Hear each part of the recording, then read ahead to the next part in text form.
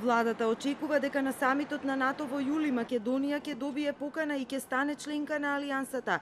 Таа е прва наша позиција и досега не е напуштена, тврди националниот координатор за НАТО Стево Пендаровски.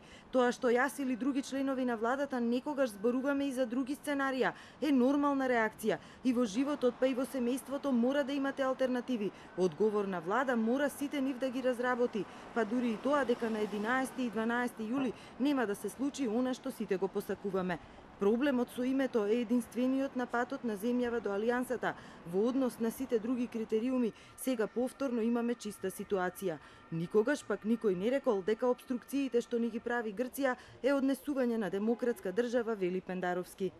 Однесувањето на Грција, ако врши работа за некои луѓе, да го кажам и тоа, јас сум го кажувал и на јавни трибини, значи однесувањето на Грција до сега во преговорите, во некои аспекти е апсурдно и за мене лично неразбирливо.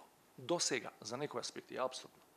И јас се надевам дека во наредните 10 на 15 дена, кога практично влегуваме во најчувствителниот период од преговарачкиот процес, во очи на НАТО самитот, се надевам дека тука ќе се најде некаква взаемна позиција во која нема ниту една од страните да излезе, а големи се шансите ние тоа да бидеме, како понижена.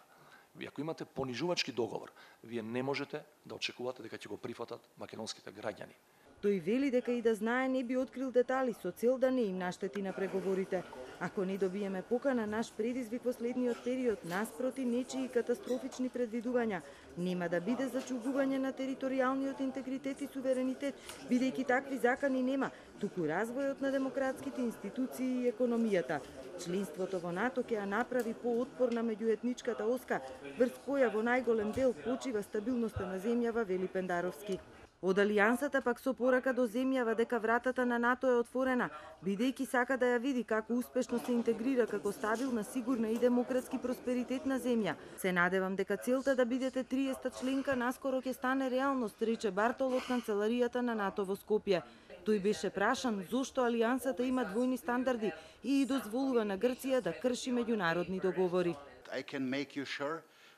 Можам да ве уверам дека од самиот почеток на НАТО секоја одлука се финализира на база на консензус и секоја поединечна нација има еднаков третман во тој процес.